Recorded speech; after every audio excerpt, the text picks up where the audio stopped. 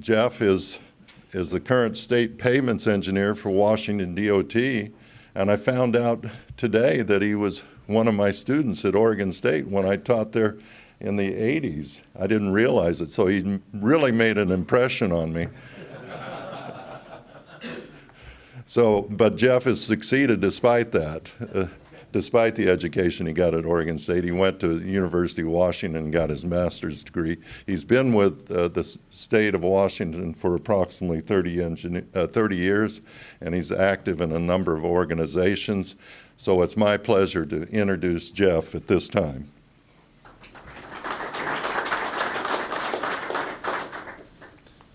Okay, like Gary said, we talked about the SPS-2 experiment and a pooled fund that is now underway to preserve this experiment into the future and to see what we could glean from the studies that were done in the 80s, or the construction, whatnot. LTPP started in 1987, and with 9 programs. The first 2 were with new construction of asphalt and concrete, and the 3s and the 4s were preventive maintenance studies. Today I'm going to be talking about the SPS-2, and note that they started with 8 program areas, and with SuperPave advent in the 90s, they went to 9. So there's a wealth of information here, and the intent of this study is to glean what we can from this SPS-2 experiment, Make It Live. We built these brand new experiments with a huge amount of data collected in the process, and it'd be a shame just to see us lose that data, and really not much has been gleaned from it at this point. So to give a review of what is entailed in the SPS-2 experiment, there were 5 design factors: the concrete thickness, the base types, flexural strength, slab width, and edge drains. And there were also some site factors in the experiment. And no, traffic's not included in this. It was a uncontrolled variable, and the only requirement was that the sites had to have greater than 200,000 easels a year. So it's important to note that with the original LTPP design, the experiment was designed to have 16 test locations. However, there's various circumstances. Not all 16 were ever built. There was 14 built. 1 failed fairly early, and there was probably at least another one I just learned the other day that has also was taken out of service. So like I said, there's an enormous amount of data available. And the intent of this pooled funding study is to glean that information and see what we can do to find out about pavement preservation, how we preserve these sites in the future. So there's a tremendous need to get other states involved and get others on board that have these other sites, and also other states that would be interested in this study to come on board and let's see what we can learn from this opportunity. So this slide shows the pairing of states for the various climate zones and subgrades, and this is for the aggregate base section. Note that it takes 24 test cells to fulfill the experiment design. For example, under the freeze fine, you have Ohio and Kansas. You have 2 states that fulfill that zone. You got 8 here, and you got the other type of bases, which totals to 24 sites within a specific LTPP site. So, yeah, there's just, like I say, a whole lot of information available that was gleaned. There's some cells that are that were either have gone out of service or they failed quickly. So there's not a complete pairing, but there's still a lot of information that things can be learned from this information. Just wanted to give you a slide of the traffic levels. Note that traffic was not one of the design features of this. It was just a covariable. If the amount of traffic was required to be greater than 200,000. But from this experiment, from the traffic levels, it can be determined that there's going to be different performance of different sites. And that's what makes us unique, is all the different traffic levels, different climate, different locations, different elements in the life of the pavement can hopefully be detected as we look into the data and learn about these sites. So with that, it will indicate that the treatments that will be done on these sites will not be the same. One site's going to be different from the others, but at different ages with different, pairings of the sites, there's an opportunity that we can learn a wealth of information from this SPS-2 experiment. I also want to note that there were some seasonal monitoring sites included, Arizona, North Carolina, Nevada, Ohio, and also the SPS sites that are available, that taking both these sites into consideration, and also SPS, there's some seasonal monitoring things that we can learn from this experiment also. This slide shows just the distribution of sites across the United States. Right now they range in age from 18 to 26 years old, and a concrete pavement, still fairly young, and hopefully there's more life left in each of these. But you can see the yellow dots indicate the seasonal monitoring sites, and then the other dots, the darker dots on each slide, shows approximate location of where the experiment took place. As you can see also, almost all the zones are covered, the dry freeze, dry no freeze, whatever the zone may be. So there's a wide distribution of the location of sites across the United States. Which leads to an interesting point. This report was dated April 2005. It's been the only report that's really been printed on these, published on these sites. And so we're going on 11 years with not a detailed look at these sites to see what we could find. So my opinion and the purpose of the study is it's time that we get into the data and find out what more we can glean from this experiment and how we could extend the life of these pavements in the future. Which is the goal. Thus we have the basic question, how and why pavements perform as they do. So thus the LTPP experiment.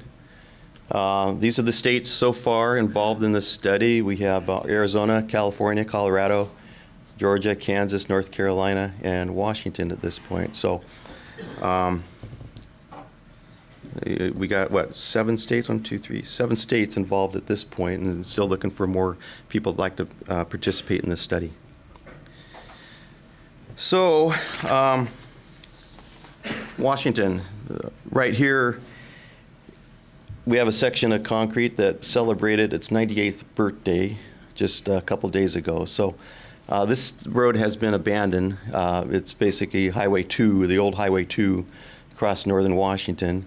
But you can see, barring some design features and age, whatnot, concrete can last a long time if done correctly. We have pavements in Washington State that date back to 1922 that we still have traffic on to this day. In fact, we have one section that it was covered with hot mix asphalt, and they took the hot mix off, did some diamond grinding, and exposed it to traffic. And this is in a highly urban area in the Seattle area. So concrete can last a long time, and with proper preservation techniques, it can last even longer. This is a slide that's unique to Washington. It shows how concrete pavements can live a long time, and this is our experience in Washington, and other states have some experience with the same thing. The slide basically shows the distribution of age, and what it shows, about 50% of our roadways in Washington, concrete roadways, are approaching 50 years or more. The dark blue color indicates pavements in our state that have never been touched. Never diamond ground, never dowel bar retrofitted, but there's going to become an end of the service life. So our goal now is to figure out how we can preserve these roadways, make them last longer. The green areas, the roadways we've done dowel bar retrofit. The red is new construction, and the light blue is just roadways that we have diamond ground. So it's important that we find what we can do collaboratively to extend the life of pavements, not only in Washington, but other states across the nation. So with all the information available of the SPS-2 experiment, maybe we can figure this out, particularly since on these sites we have material information, we have profile, we have climate, we have drainage, we have forensics, materials, traffic. We have a lot of information that has been documented cradle to grave. It's probably the biggest database in the world when it comes to concrete pavements and how they've performed over time. So it's just the idea of the study is to glean that information and find out what we can and what works and what hasn't worked, what we could do to extend life in the future. So right here, I have the FHWA key, or FHWA evaluation criteria that we use to evaluate concrete pavements, the different categories of good, fair, poor. And this is something of the analysts that possibly could be considered in the study. Basic criteria for IRI, cracking, and faulting. And if you relate that to the FHWA roughness criteria, you can see the green areas basically show for the different sites and the different aggregate bases, thicknesses and whatnot, that there really hasn't been an issue. It's still in the good category. The yellow shows areas where the year where it hit the threshold for the different categories. For instance, Delaware at year 13, when it hit the threshold, and some of them have red boxes around them, and like one of them in year 6, which is right here.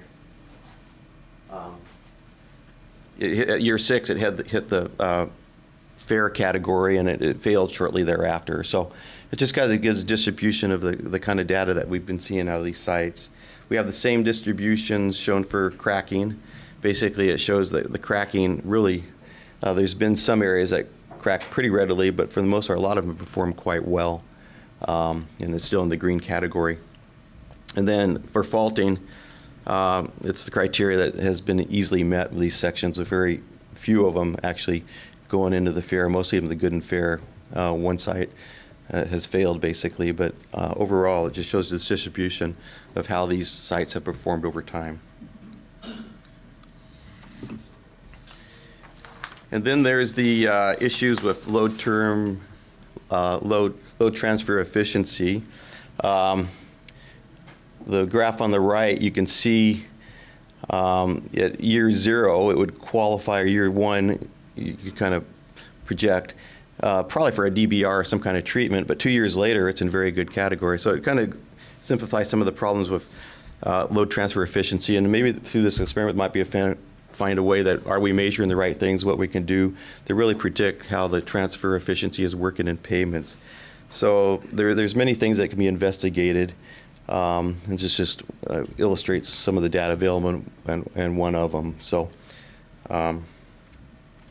some conclusions that have been published in the past is shown that base type, the most significant factor, design factor, and permeable asphalt treated base is the best performing base, cracking and roughness. And this kind of contradicts itself as you go down, though. Load transfer efficiency results indicate permeable asphalt treated base is the worst performing base for load transfer, so there's a dichotomy there. It could be investigated. Roughness is the most difficult FHWA criteria to meet. Faulting criteria is easiest criteria to meet, and both load transfer and cracking should be further investigated in terms of suitability. So these are some of the initial findings of the sites, but I'm confident there's much more that could be added to this, and over time maybe these have changed. So it's like I say, it's been 11 years since we've even looked at this data. So about the study, there's project unfolds 2 phases. There's a phase 1, which is underway now. It's a study being done by Nichols Consulting just to assess what sections exist, what data is available, and identify what can and cannot be studied in the remaining test sections. And the phase 2 portion will be the development and implementation of the preservation experiment. What specifically can we do these payments to extend them out in an organized fashion? So hopefully this will be done after the conclusion of phase 1. We have the report from Nichols that's being reviewed now, and comments that were provided, and that should be available soon. So another thing that we'd like to include in phase 1 potentially is a basis for comparing actual performance to predicted performance, evaluation in the gaps that might be present, predicted versus actual opportunity for new interventions. Perhaps we could find where trigger values need to come in. Basically using the MEPG just to evaluate to see how the life of the predicted and the performed has actually come together, and if there's some gaps there, we can use this as a tool to help sort these out. So this is something that we'd potentially like to look at in the future. We're discussing now on how we might accommodate the funding to get this done, and who will do the work. So there is an opportunity here with using the Pavement ME to potentially sort some of these issues out. So there's also some non-traditional things with phase 2 that we could look at. As you know, and even you look at this audience, most of us have many years of pavement experience, but we're not going to be around forever doing this. And it's time that we start learning these things from these pavements, that we get things documented, and we could pass the baton to the younger generation who's going to come in the future and just carry on these things that we've learned in the past. So there's a great opportunity for training in this experiment. We could bring to bear the mind's determined preservation strategies, renew interest in future SPS-2 evaluations, just generate awareness of text transfer, SPS-2 performance, and impact of design features. So there's a lot of things that we could be looking at here. And of course, we want to be able to engage industry in this along the way and learn from them and what things we might do to develop the best experiment. I just want to show just a typical layout, how detailed these sites really are. You can see each of these sites have different design features, the base types, the shoulder types, 12-foot, 14-foot. And each site also has state supplemental sections that I didn't include in the that were added, that states did on their own, that they wanted to study thickness or mixes or whatever feature they are interested in. So there's a lot to be determined from the state supplemental sites also. But basically, I just want to show how complicated and how much information and the different variables that are included in all these sites across the states. So something else that we'd like to look at potentially is conduct tech days at selected SPS-2 locations. This activity is anticipated to be able to provide passing the baton from older generations to new generations, to make organizations aware of the SP2 experiments and how they are performing and the impacts of different design features. Is intended to be one of the best training tools available for newer engineers who can readily see the impact of performance and different design features on mature concrete pavement performance. And the idea is also have an expert group evaluation of all the data, performance, and review each site, and then collectively decide what preservation treatments should be done. So, like I say, it's a great opportunity to pass the baton and teach others and learn what we have to extend the life of concrete pavements. So what other potential opportunities are there? Well, I got several slides, and you'll kind of see some of the excitement that can be generated from this experiment. I'll just go through these very quickly. Life extension of concrete pavement, develop of pavement management triggers for concrete preservation, improve ride quality, PCC design life verification, comparison of structural capacity, remaining service life, sealant research, texture durability, changes in material properties over time, development of the best preservation techniques and materials, U.S. scanning tours of SPS-2 sites, evaluation of non-destructive test devices, and the list goes on and on. Extending environmental monitoring test results, Dalbar retrofit, proving Sharp 2 R26 preservation of high traffic volume roadways, using other Sharp 2 or other information that's out there. And finally, solar reflectance, rolling resistance measurements, evaluation of joint opening movement, data from season monitoring sites, curl warp analysis. So it has it all. So anyway, like I said, the idea is we have a wealth of information and preserve these sections. It'd seem a shame that we built these sites with very controlled environments and we just let them die. So the idea now in this study is to find out how we can preserve the life of these roadway sections and preserve them into the future. So we're still looking for other partners. Anybody that would like to participate in this study, I'd love to talk to you. There's some contact information. Talk to myself or Lou Sacho, who is our research manager at WSDOT, and we can provide the information you desire. So with that, I got a few moments for questions. Oh, yes. I've got a question. We're doing the long-term pavement performance study for FHWA, and we're going to be looking at diamond grinding,